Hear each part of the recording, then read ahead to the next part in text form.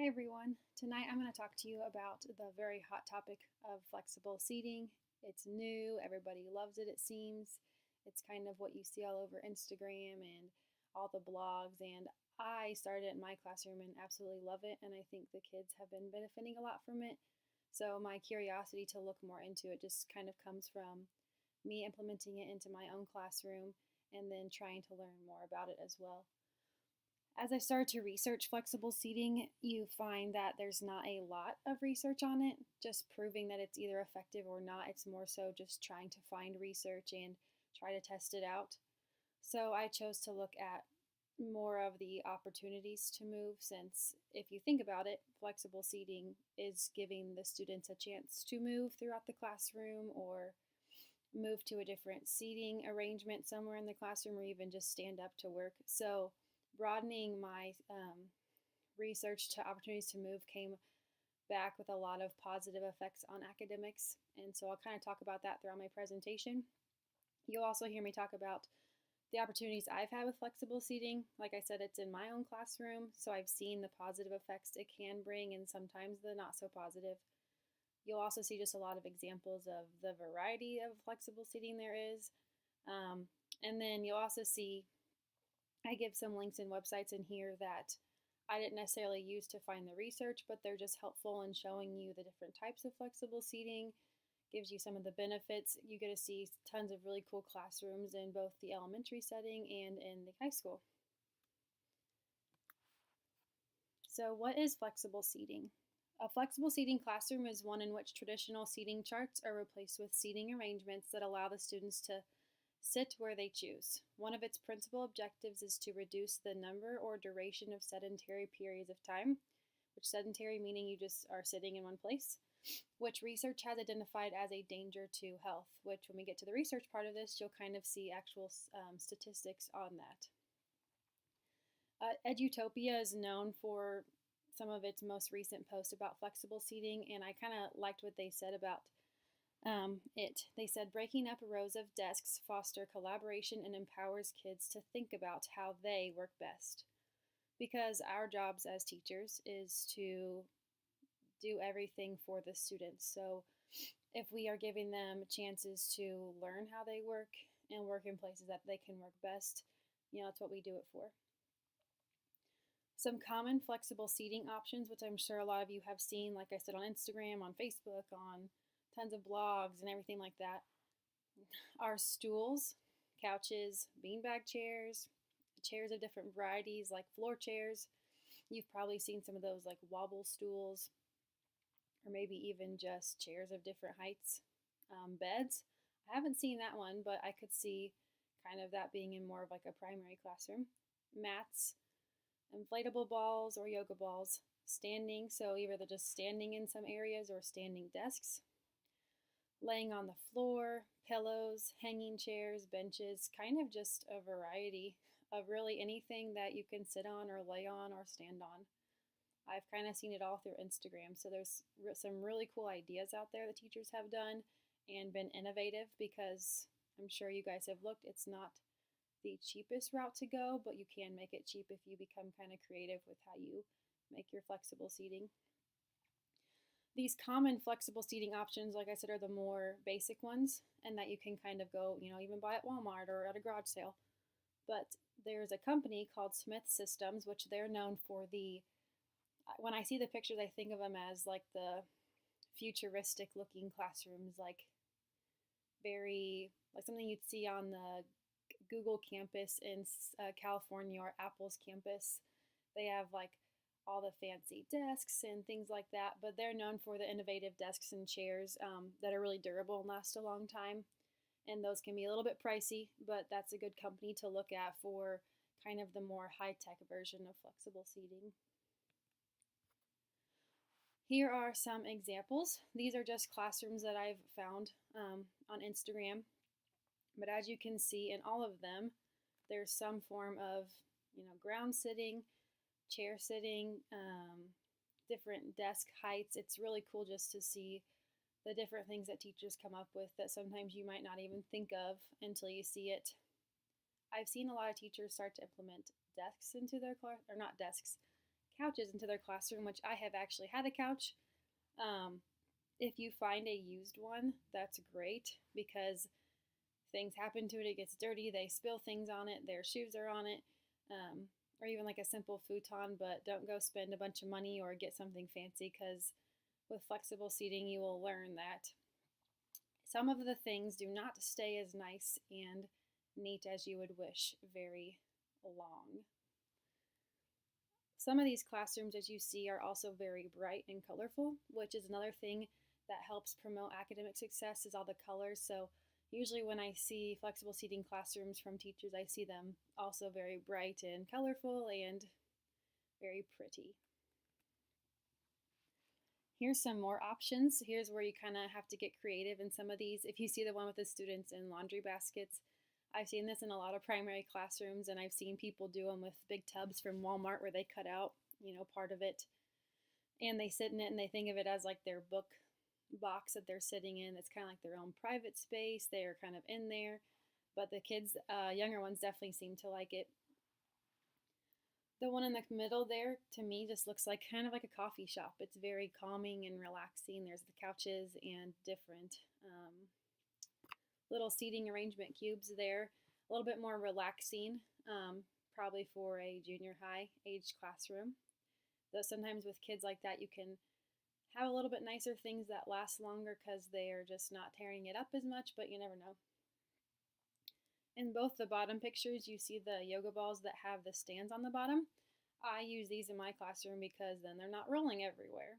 So the little stands help them stand up, and then they're not all over the classroom, and the kids aren't rolling around on them as much. But inflatable balls in my classroom were a huge hit.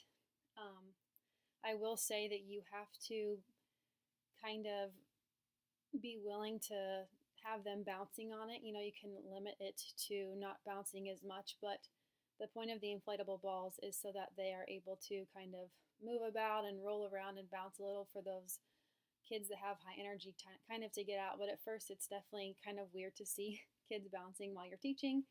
But if you get used to it, or you kind of create that sense of what, like, they're supposed to know what they're supposed to do and when to bounce and kind of the limitations on that, then you'll definitely be able to handle it in your classroom. In the top left-hand side, there's rockers. They're kind of hard to see, but they kind of look like scoop seats. I've actually seen these at Walmart a lot. They are pretty small, so more for the small kids, but they're basically like a little chair on the ground that kind of rocks them around, helps them move. It's a little bit difficult for them to write in and do things, but if they have clipboards, they can do that. But those are also a huge hit. Some last ones you can see kind of very similar to some of the ones I've already showed you, but in the top one you see using bed risers to create standing desks. I think this is great. It's an innovative and creative and cheap way to go. Bed risers are like $4 at Walmart, and then you have a standing desk for them to stand at, or if you have high bar stools or anything like that, you can use, they can be kind of like sitting at a higher table. The students in my class did both. I had high backed chairs that they would sit in that were available at the standing desks, but they could also stand if they felt necessary. And you kind of just see, as students get to sit in all the different options, the ways they came up with sitting is pretty funny. I've seen kids, sprawl across the yoga ball upside down while they're listening to a story, and they can answer the comprehension questions just as well as a student that was sitting in a plain desk was doing. Sometimes they roll their ball under their desk or table and they're playing around in it. I wouldn't say playing, but they're moving around about, but they're still kind of learning and understanding. So to me, as you'll see later in the presentation, it's not so much about them just sitting there watching you, because sometimes it's the kids that are doing something and are active while learning that might be getting the most out of it too. You have to remember them when creating your classroom.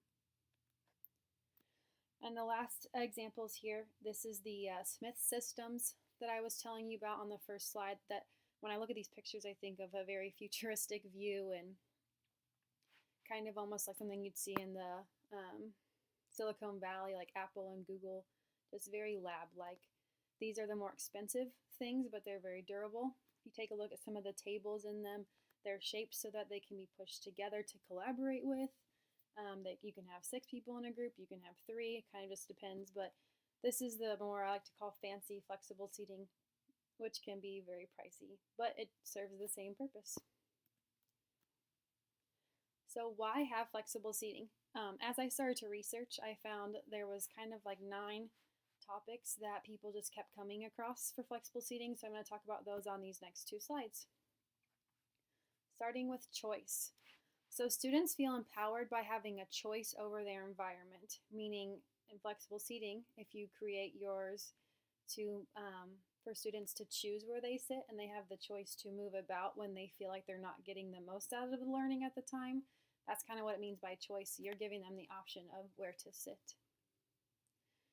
And they also get the option of kind of who to work with, because if they're at a table that they're not working as well with some people, you can also teach them how to move maybe somewhere else where they're going to also get the most out of their learning or work the best. Giving them choices about their space teaches higher order thinking skills, meaning they're kind of learning how to problem solve. They're learning where they work best and why. So it's just all around a good thing to give them that choice. Physical health. So allowing movement increases oxygen flow to the brain, blood flow, and core strength, which we've all, talked about when we do sports. And we're supposed to have 30 minutes of exercise a day. So this kind of is also the benefit of flexible seating, is promoting your physical health. It can burn calories and increase your metabolism, which we need this with the amount of screen time kids now have nowadays. So anytime they have a chance to move to burn those calories is always a positive in my eyes. Physical activity is linked to higher academic performance, better health, and improved behavior. And this is kind of that sentence that I just saw come across every single research I've studied.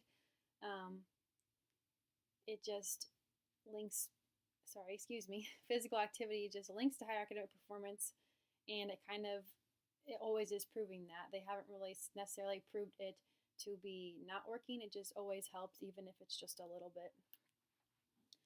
Comfort. Uncomfortable students become distracted and unproductive students. I can definitely testify to this. Those students even that want to stand up because they are just better at kind of moving about and walking. If they're sitting in a chair and they don't like it and it's not comfortable, then they're probably not listening to you. I'm sure a lot of us as adults even could attest to that when we're sitting in a faculty meeting after school, kind of, bored maybe, or just some kind of meeting, and you just want to be standing because you've been busy all day and you want to be moving. Usually you're thinking about that rather than listening to what's being said. And I think that kids are just the same, and especially for having shorter attention spans, they definitely need that comfort. Comfortable students are engaged students. And like I said earlier, some students that are comfortable, even though the position they're in on their yoga ball or in their seat or their chair is funky and looks weird, some of them are the most engaged and they're listening to you, maybe the best out of some of the students in your class. Flexible seating encourages students to find their best spot to stay calm, focused, and productive. So that kind of goes along with choice. Kids that have the choice to choose where they sit are going to choose where they're also the most comfortable and where they can learn the best. Community. So this encourages students to share their space and possessions because they no longer have desks sometimes. You can keep desks, but usually they have kind of their own little space somewhere to put their things, but not all of their possessions are all in one place. You might have a community of markers and pencils and tools, and they're going to learn how to share that and make sure the supplies go a long way. It also encourages them to take turns in different locations and seating options. And that's part of your job to teach this good community, is teaching them how to politely ask maybe to borrow a pillow they're using, or politely ask if they maybe want to trade spots. But this just helps encourage the community in your classroom a lot. Collaboration. It allows them to quickly and easily pair up, work in small groups, or discuss as a whole class. As you saw in some of the Smith Systems desks, I said that they can move their desks together to form different size groups, and those desks can be moved easily to help with the collaboration. Even just with yoga balls or different chairs, they can easily just slide those over and join a group of students. So it definitely makes it easy to do that, and the kids seem to kind of understand it right away, and they know that when they work with a partner, they can just move their chair on over there. It promotes open communication, creativity, and critical thinking as well. So commitment to learning. Learning environments can impact student achievement. I've talked about how these opportunities to move impact their academic performance. Even it's proven that some of those bright and colorful and light-filled classrooms are also promoting that. This is one of those things that also impacts their achievement. One study found that students participated 48% more in a collaborative group seating setting. So 48% more than the average classroom with rows with desks. Creating more student control and less teacher control has improved student learning. In the ours versus mine approach, environment creates ownership and investment in their own education. Now, at the end of my presentation, I've linked some articles that a pretty popular teacher, Kayla Delzer, has talked about, and she's written. She's kind of the guru with student-centered learning and positive classroom environment and community, and building that classroom technique of like ours and not mine. So if you ever want to kind of look into that and learn how she creates those environments, she's a good one to look at. Her name was Kayla Delzer. Communication. So teachers must establish new classroom management tools. I found this definitely on my to-do list after trying flexible seating.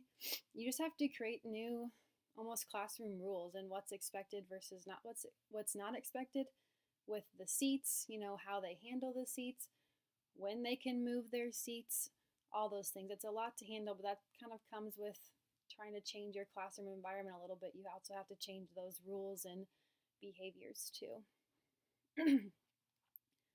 Helps the kids to establish problem-solving skills and emotional skills like conflict resolution, such as taking turns and patience. So you have to kind of tell the kids that they may not get the seat they want for that day or the seat that they like the best because it's comfy or they learn the best. But this helps you teach them that taking turns and that other kids need those as well. So that has to kind of be part of your curriculum as you implement flexible seating. Flexible seating also stimulates their sense of touch, which helps them focus and process information, and it's helpful for students with ADHD and ADD, which I've definitely found in my class. And even myself, I like to move a lot. I don't have ADHD, but I am a student, or I was, I guess, a student, and still am, that likes to move a lot and not stay sitting for a long time. So I know how kids feel when they just want to be up and moving. And lastly, it's fun.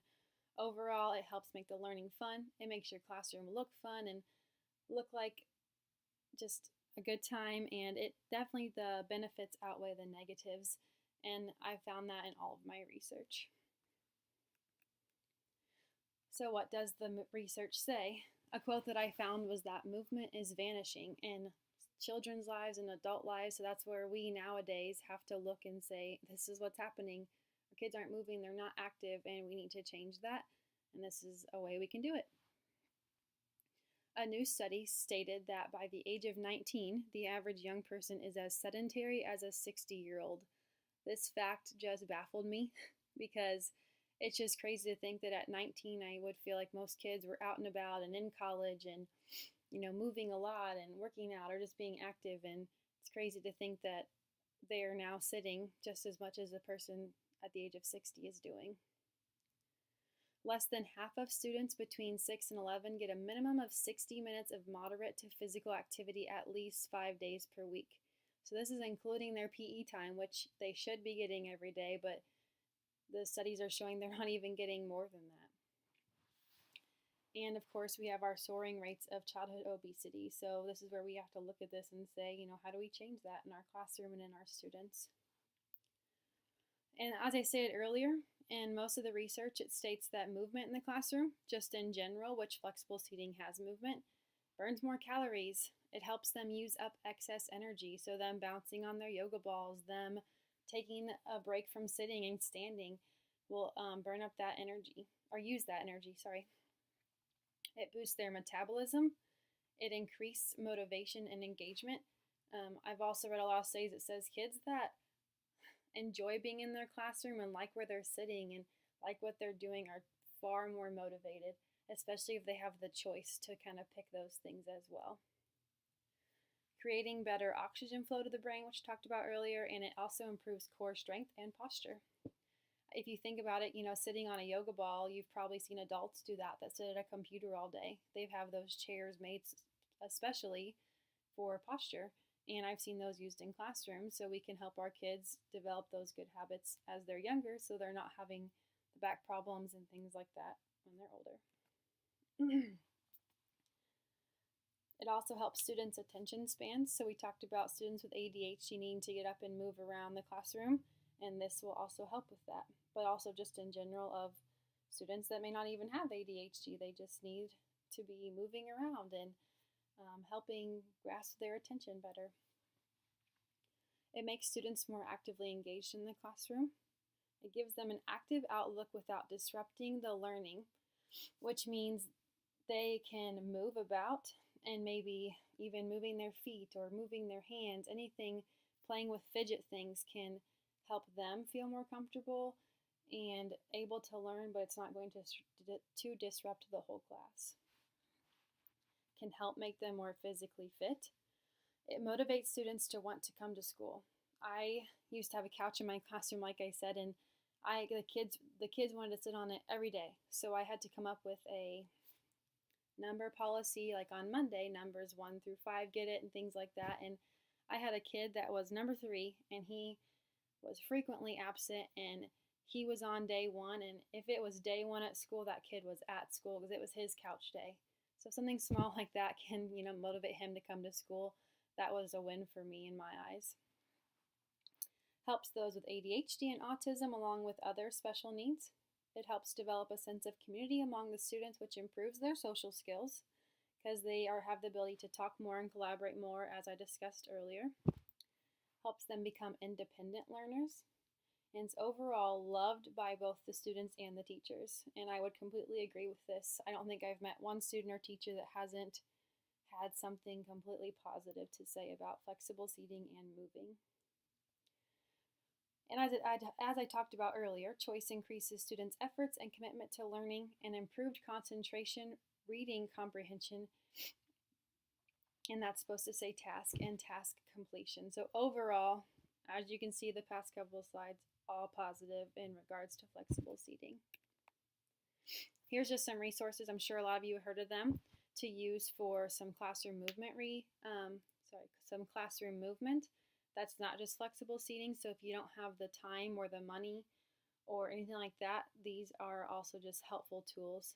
YouTube, they have all the Just Dance dances on there that young kids love. Any songs you play, they have Go Noodle, which is great. They do brain teasers, they do physical fitness, dances, academic like counting and things like that. It's awesome and it's free. Kids in Motion is free videos from public TV. Like I said, just exercise breaks. We used to do math fluency on my board, and every couple slides after they practiced it, it was like a workout move, like 10 jumping jacks or squats, something like that. Workstations just around the room for them to have the chance to rotate through them or just even move from station to station. And a place to stand or walk around if needed to get some energy. So these are just some basic little adding some movement without having to transform your classroom to flexible seating. So administrators, you have a big role in flexible seating, especially if you like it, like I do, and you want to take it on. You kind of have a lot to do before you can do that. So the big thing with it is planning. It takes time and considerable effort. So I suggest, and a lot of bloggers have suggested, to create a team or committee that focuses on this aspect to your school culture. So you can't do it alone by yourself. You need teachers supporting you. You need to be the mind behind it all. So what exactly do you want? Why do you want it? And what's the purpose that flexible seating will serve? So like I said, flexible seating is great, but you have to prove it to the teachers and prove it to other administrators that it's worth it. It's going to have a purpose and it's going to have a positive effect.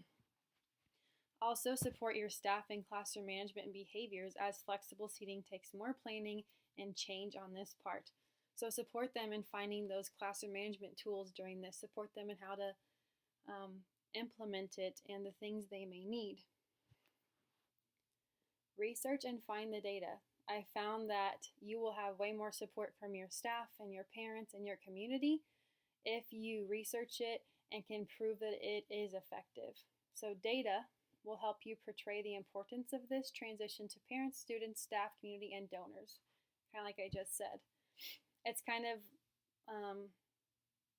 like anything in this world. I feel like if you have the reason behind it, you're going to have more of a reason for somebody, say wanting to buy it or wanting to do it with you. You kind of have to give that positive and that incentive to them.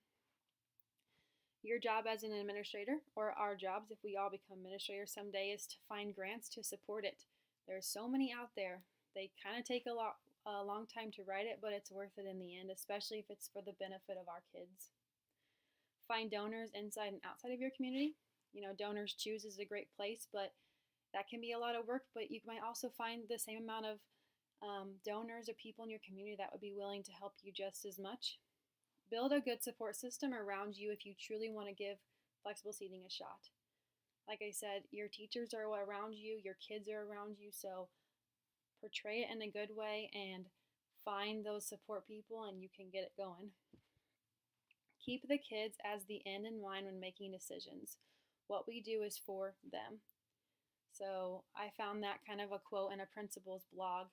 He was just saying that's his end thought. So if these are going to benefit kids now and impact them forever, why not do it? Lastly, some cautions or things to consider.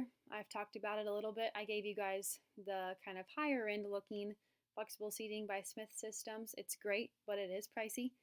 And there's also the innovative, creative ways of going to Walmart and finding things like that, or going to garage sales. That's the less pricey. So that's kind of the thing to look for, is it can be very pricey, especially doing it school-wide. So I suggest kind of doing it a few classrooms or teachers at a time to make sure it's also working in your school culture. More so traditional, and I have that in quotes, just meaning that people, some of the teachers that have been there a while and don't like change, they're kind of tough to buy in on things like that. So it's your job to kind of prove it to them that it's working and why. Classroom management needs to be structured and consistent, and a positive classroom community and environment so students feel comfortable and feel a part of what they are doing. So just make sure as a teacher that you're creating this, because if you're not, it could result in some, bad behaviors or a not so positive community and things like that. And some students with disabilities may have a difficult time adjusting. So just be aware of that. Sometimes I had a student that just didn't really like a lot of change. And that was kind of hard for him, that he didn't want to change his seat every day. And, you can talk about that's perfectly fine, but you also want to give them the chance to try other things, but you might just have to ease into it a little bit. I liked this quote by Kayla Delzer, who I talked about earlier. She said, "I'm often asked, why should I do flexible seating this year if next year's teacher won't be doing it? Here's my response. Teachers can never base what happens in our classroom this year on what next year's teachers may or may not do. If it's best practice for our kids, do it now. Remember, our classrooms should be student-centered, not teacher-centered." That's just kind of a good way to end this, as I talked about building a commitment for learning and a good classroom community and giving those kids those choices. They may not have it the next year, but when they were in your classroom, you were doing the best for them at the time, and that's all that you have to really think about and do for them. So here's my activity I'd like for you to do. I'll also post it to the discussion boards with the links too, but there's a link down here at the bottom that shows just a ton of different flexible seating classrooms and options. So I kind of want you to look over that, and you can look through my presentation some more. But once you've done that on the discussion board, if you're going to respond to this one, try to choose at least 3 ideas that you could possibly or would like to incorporate into your classroom with just a brief explanation as to why. And you may not ever get the chance to do this, or you might not have the time to actually do them, but just something that maybe in the future you'd like to try. Here's my resources, and then at the bottom I just gave some other websites to look at with some ideas and some tips and things like that. So I hope you enjoyed learning about flexible seating. And I hope you're able to give it a try because it truly is beneficial to the students, but it's also beneficial to the teacher. And I think that both students and the teacher end up having a lot of fun with it.